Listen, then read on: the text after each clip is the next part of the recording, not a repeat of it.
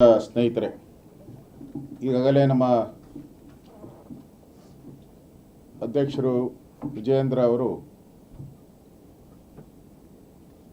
ರಾಜ್ಯ ಸರ್ಕಾರದ ವೈಫಲ್ಯದ ಬಗ್ಗೆ ಮಾತಾಡಿದ್ದಾರೆ.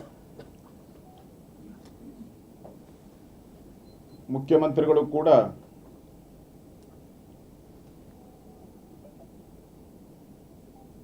ರಾಜ್ಯದ ಜನತೆಗೆ ಧನ್ಯವಾದಗಳನ್ನು ಹೇಳಿದ್ದಾರೆ. ಅವರು ಕರ್ನಾಟಕದಲ್ಲಿ ಆಗ್ತಾ ಇರುವಂಥ ಕೊಲೆಗಳಿಗೆ ಧನ್ಯವಾದ ಹೇಳಿದಾರೋ ಅಥವಾ ಕೊಲೆಗಡಿಕರಿಗೆ ಧನ್ಯವಾದ ಹೇಳಿದಾರೋ ಅಥವಾ ನಮ್ಮ ಸರ್ಕಾರದ ಅವಧಿ ಮುಗೀತು ಅದಕ್ಕೆ ಬಾಯ್ ಬಾಯ್ ಅಂತ ಗುಡ್ ಬೈ ಹೇಳಿದಾರೋ ಅರ್ಥ ಆಗಿಲ್ಲ. ಅವ್ರ ಭಾಷೆ ಇನ್ನೂ ನನಗೆ ಅರ್ಥ ಆಗಿಲ್ಲ. ಅವರ ಮುಖ ಕಳೆ ನೋಡ್ತಾ ಇದ್ದರೆ ಅವರು ಅವರ ಸರ್ಕಾರದ ಅವಧಿಯ ಕೊನೆಯ ಕ್ಷಣಗಳನ್ನು ಎದುರಿಸ್ತಾ ಇರುವಂಥ ಮುಖವಾಣಿ ಅವ್ರದ್ದು ಕಾಣ್ತಾ ಇದೆ. ಕಾಂಗ್ರೆಸ್ ಸರ್ಕಾರ 1 ವರ್ಷ ಕೊಲೆಗಡಿಕರಿಗೆ ಹರ್ಷ, 1 ಇಯರ್ ಖಜಾನೆ ಫುಲ್ ಕ್ಲಿಯರ್, ಖಾಲಿ 1 ವರ್ಷ ಸಮಸ್ಯೆಗಳು 101. ಕಾಂಗ್ರೆಸ್ ಸರ್ಕಾರ ಬಂತು, ಜನರ ಮುಖದಲ್ಲಿ ಹರ್ಷ ಇಲ್ಲ. 1 ವರ್ಷ ಕಾಂಗ್ರೆಸ್ ಅವರು ಲೂಟಿಗೆ ಎಷ್ಟು ಕೋಟಿ ಅನ್ನೋದು ಲೆಕ್ಕ ಹಾಕ್ತಾ ಇದ್ದಾರೆ ಜನ. ಸ್ನೇಹಿತರೆ,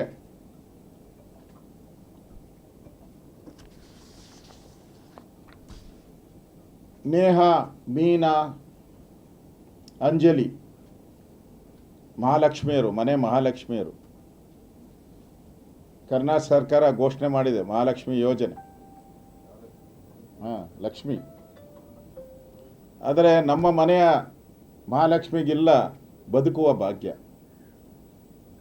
ನೇಹಾ ಆಯಿತು, ಮೀನಾ ಆಯಿತು, ಅಂಜಲಿ ಆಯಿತು, ಮುಂದೆ ಯಾರು ಅನ್ನೋದನ್ನು ನಮ್ಮ ಹೆಣ್ಣು ಮಕ್ಕಳು ಕಾಯ್ತಾ ಇದ್ದಾರೆ. ಕಾಲೇಜ್ಗೆ ಹೋದರೆ ಗ್ಯಾರಂಟಿ ಇಲ್ಲ, ಮನೆಯಿಂದ ಆಚೆ ಬಂದರೆ ಗ್ಯಾರಂಟಿ ಇಲ್ಲ, ಮದುವೆ ಮನೆಗೆ ಹೋಗಿ ನಿಶ್ಚಿತಾರ್ಥ ಆದರೆ ಗ್ಯಾರಂಟಿ ಇಲ್ಲ. ಈ ಸರ್ಕಾರ ಹೆಣ್ಣು ಮಕ್ಕಳಿಗೆ ಗ್ಯಾರಂಟಿ ಇಲ್ಲದಂಥ ಸರ್ಕಾರ ಇವತ್ತು. ಏನು ಫ್ರೀ ಕೊಟ್ಟರೆ ಏನು, ಬಸ್ ಫ್ರೀ ಕೊಟ್ಟರೆ ಏನು, ವಿದ್ಯುತ್ ಶಕ್ತಿ ಫ್ರೀ ಕೊಟ್ಟರೆ ಏನು, ಬದುಕುವ ಅವಕಾಶವನ್ನೇ ಈ ಸರ್ಕಾರ ಕಿತ್ಕೊಂಡ್ಬಿಟ್ಟಿದೆ. ಇವತ್ತು ಸನ್ಮಾನ್ಯ ಗೃಹ ಸಚಿವರು ಪರಮೇಶ್ವರ್ ಅವರು ಹೇಳಿದ್ದಾರೆ, ಅಂಜಲಿಯ ಕೊಲೆ ಹಿಂದೆ ಪೊಲೀಸರ ಲೋಪ ಅಂತೇಳಿ. ಅಂಜಲಿಯ ಕೊಲೆ ಹಿಂದೆ ಪೊಲೀಸರ ಲೋಪ.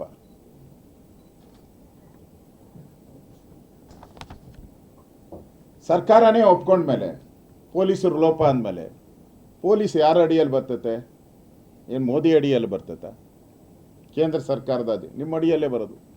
ಸರ್ಕಾರನೇ ಲೋಪ ಅಂತ ಹೇಳಿದ್ಮೇಲೆ ನಿಮ್ಮ ಯೋಗ್ಯತೆಗೆ ಯಾಕೆ ಈ ಸರ್ಕಾರ ಬದುಕಿರಬೇಕು? ಯಾಕಿರಬೇಕು ನಿಮ್ಮ ಸರ್ಕಾರ? ಈಗ ನೀವೇ ಒಪ್ಕೊಂಡಿದ್ದೀರ ಕಾನೂನು ಸುವ್ಯವಸ್ಥೆ ಪೊಲೀಸರ ತಪ್ಪಿದೆ ಅಂತ, ಲೋಪ ಇದೆ ಅಂತ ಒಪ್ಕೊಂಡ್ಮೇಲೆ ಈ ಸರ್ಕಾರ ನಡೆಸೋಕ್ಕೆ ಯೋಗ್ಯತೆ ಏನಿದೆ ನಿಮಗೆ? ಈಗ ಲಿಖಿತ ದೂರು ಕೊಟ್ಟಿದ್ದಾರೆ, ರಕ್ಷಣೆ ಕೇಳಿದ್ದಾರೆ, ಆದರೂ ಕೂಡ ಗೃಹ ಇಲಾಖೆ ಕೆಲಸ ಮಾಡಿಲ್ಲ, ಸರ್ಕಾರ ಕೆಲಸ ಮಾಡಿಲ್ಲ. ಸ್ವತಃ ಗೃಹ ಸಚಿವರೇ ಒಪ್ಕೊಂಡಿದ್ದಾರೆ ನಮ್ಮ ವೈಫಲ್ಯ ಅಂದಮೇಲೆ. ಅಂದರೆ 1 ವರ್ಷ ಗೃಹ ಇಲಾಖೆಯ ವೈಫಲ್ಯನ ನಿಮ್ಮದು? ಹಾಗಾದ್ರೆ ನಿಮ್ಮ ಸರ್ಕಾರದ ಅವಶ್ಯಕತೆ ಏನಿದೆ ಜನರಿಗೆ? ಒಬ್ಬ ಗೃಹ ಸಚಿವರಾಗಿ ನೀವು ಈ ಥರ ಹೇಳಿಕೆ ಕೊಟ್ಟರೆ ಇದು ಸ್ವರ್ಗ ಆಗೋಗ್ತೈತೆ. ಕೊಲೆಗಾರರಿಗೆ, ಮರ್ಡರ್ ಮಾಡೋರಿಗೆ ಇದು ಸ್ವರ್ಗ ಆಗೋಗ್ತೈತೆ. ಅಂದರೆ ನಾವು ಕೈ ಕಟ್ಟಿ ಕೊಡ್ತಿದ್ದೀರಿ ಅನ್ನೋದು ಸ್ಪಷ್ಟವಾಗಿ ನಿಮ್ಮಿಂದ ಅರ್ಥ ಆಗ್ತಾ ಇದೆ. ಪೊಲೀಸ್ ಇಲಾಖೆನ ಯಾರು ನಡೆಸ್ತಾ ಇದ್ದಾರೆ? ಗೃಹ ಇಲಾಖೆ. ನನಗಂತೂ ಅರ್ಥ ಆಗ್ತಾನೆ ಇಲ್ಲ. ಗೃಹ ಇಲಾಖೆಯ ಜವಾಬ್ದಾರಿ ಯಾರಿಗಿದೆ ಅನ್ನೋದು ನನಗೂ ಅರ್ಥ ಆಗ್ತಾ ಇಲ್ಲ. ಯಾರ್ಯಾರೋ ಹ್ಯಾಂಡಲ್ ಮಾಡ್ತಾ ಇದ್ದಾರೆ ಅಂತ ಅನಿಸುತ್ತೆ. ಪೊಲೀಸರು ಸ್ಟ್ರೈಕ್ ಮಾಡ್ತಾರೆ ಚಿಕ್ಕಮಗಳೂರಲ್ಲಿ, ಕೇಳೋರಿಲ್ಲ. ಕೊಲೆಗಳಾಗುತ್ತೆ, ಕೇಳೋರಿಲ್ಲ. ಇನ್ಮೇಲೆ ಕೆಲವರು ಅಲ್ಪಸಂಖ್ಯಾತರು ತಿಳ್ಕೊಂಬಿಟ್ಟಿದ್ದಾರೆ, ಈ ಸರ್ಕಾರ ನಮ್ಮ ಸರ್ಕಾರ, ಇದು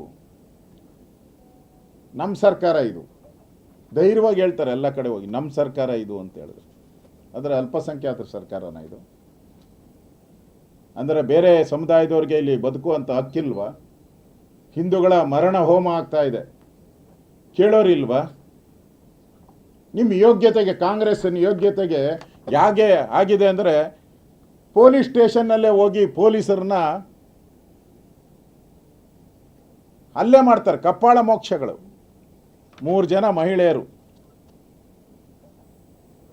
ಆಯಿಷಾ ತಾಜ್, ಫೌಜಿಯಾ ಖಾನಂ, ಅರ್ಬಿದಾ ತಾಜ್ ಪೊಲೀಸ್ ಸ್ಟೇಷನ್ನಾಗ ಹೋಗಿ ಒಬ್ಬ SI constable Surekha, sub inspector, constable sorry sub inspector Surekha ಅವರನ್ನು ಪೊಲೀಸ್ ಸ್ಟೇಷನ್ಗೆ ಹೋಗಿ ಹೊಡೆದಾಕ್ಬಿಡ್ತಾರೆ. ಜ್ಞಾನಭಾರತಿ, ಬೆಂಗಳೂರು, ವಿಧಾನಸೌಧದ ಕೂಗಳತೆಯಲ್ಲಿರುವಂಥ ಬೆಂಗಳೂರಲ್ಲಿ. ಇದನ್ನು ನಿಮ್ಮ ಒಬ್ಬ ಸಬ್ ಇನ್ಸ್ಪೆಕ್ಟರ್ ಕಾಪಾಡೋಕ್ಕೂ ಯೋಗ್ಯತೆ ಇಲ್ಲದ ಸರ್ಕಾರ ನೀವು ಕರ್ನಾಟಕದಲ್ಲಿ ಇದೆ. ಏನು ಕ್ರಮ ತೆಗೆದುಕೊಂಡ್ರಿ? ಅಂದರೆ ಅದೂ ಫ್ರೀನಾ? ಯಾವುದೇ ಅಲ್ಪಸಂಖ್ಯಾತರು ಬಂದು ಪೊಲೀಸ್ ಸ್ಟೇಷನಲ್ಲಿ ಪೊಲೀಸರನ್ನು ಹೊಡೆದು ಹೋಗೋದೂ ಫ್ರೀ ಭಾಗ್ಯ. ಸಿದ್ದರಾಮಯ್ಯನವರ ಫ್ರೀ ಭಾಗ್ಯನ ಇದು? ನನಗನ್ಸ್ತತೆ ಯಾರು ಅಂಜಲಿಯವರ ತಂಗಿ ಹೇಳಿದ್ದಾಳೆ, ಈ ಸರ್ಕಾರವನ್ನು ನೇಣಿಗೇರಿಸಬೇಕು, ನನ್ನ ಅಕ್ಕನನ್ನು ಕೊಂದವರಿಗೆ ಅಂತ ನೇಣಿಗೇರಿಸಬೇಕು ಅಂತ ಹೇಳಿದ್ದಾರೆ. ಅವ್ರಿಗೆಲ್ಲ ನಾನು ಈ ಸರ್ಕಾರಕ್ಕೆ ನೇಣಿಗೇರಿಸ್ಬೇಕು. ನಾವು ಇಷ್ಟೊಂದು ಕೊಲೆ, ಪೊಲೀಸ್ ಸ್ಟೇಷನ್ಗೆ ಬಂದು ಹಲ್ಲೆ, ಇವೆಲ್ಲ ನಡೀತಾ ಇದ್ರು ಮೂಕ ಪ್ರೇಕ್ಷಕರ ರೀತಿಯಲ್ಲಿ ಕೂತಿದ್ದೀರಲ್ಲ ನೀವು. ನಿಮ್ಮ ಸರ್ಕಾರಕ್ಕೆ ಏನಂತ ಹೇಳಬೇಕು ನಾವು? ಈ ಸರ್ಕಾರ ನೇಣಿಗೇರಿಸಬೇಕು ಅಂತ ನಾನು ಆಗ್ರಹವನ್ನು ನಾನು ಮಾಡ್ತಾ ಇದ್ದೀನಿ. ಒಂದು ರೀತಿ ಈ ಸರ್ಕಾರ ಬಂದ ಮೇಲೆ ಪಾಕಿಸ್ತಾನ ನಮ್ಮ ಗಡಿಗಳಲ್ಲಿ, ಭಾರತದ ಗಡಿಗಳಲ್ಲಿ ಪಾಕಿಸ್ತಾನ ಜಿಂದಾಬಾದ್ ಅಂತ ಹೇಳ್ತಾ ಇದ್ರು. ಪಾಕಿಸ್ತಾನದ ಗಡಿಗಳಲ್ಲಿ, ಕಾಶ್ಮೀರದ ಗಡಿಗಳಲ್ಲಿ ಹೇಳ್ತಾ ಇದ್ರು. ಈಗ ವಿಧಾನಸೌಧದಲ್ಲೂ ಪಾಕಿಸ್ತಾನ ಜಿಂದಾಬಾದ್ ಅಂತ ಹೇಳಕ್ಕೆ ಅನುಮತಿ ಕೊಟ್ಟೋದು ನಿಮ್ಮದು ಗ್ಯಾರಂಟಿನಾ?